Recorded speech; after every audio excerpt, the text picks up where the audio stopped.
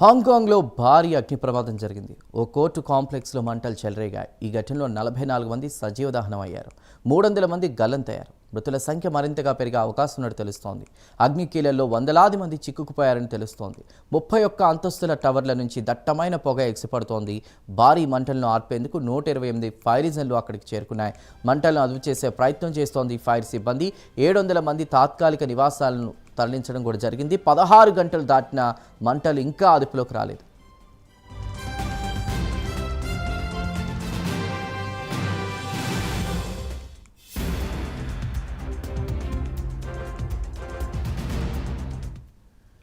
Breaking news చూస్తున్నాం. హాంకాంగ్లో భారీ అగ్ని ప్రమాదం జరిగింది. ఓ కోర్టు కాంప్లెక్స్లో మంటలు చెలరేగాయి. ఘటనలో 44 మంది సజీవ దహనం అయ్యారు. 300 మంది గల్లంతయ్యారు. మృతుల సంఖ్య మరింతగా పెరిగే అవకాశం ఉన్నట్టు తెలుస్తోంది. అగ్ని కీలల్లో వందలాది మంది చిక్కుకుపోయారని తెలుస్తోంది.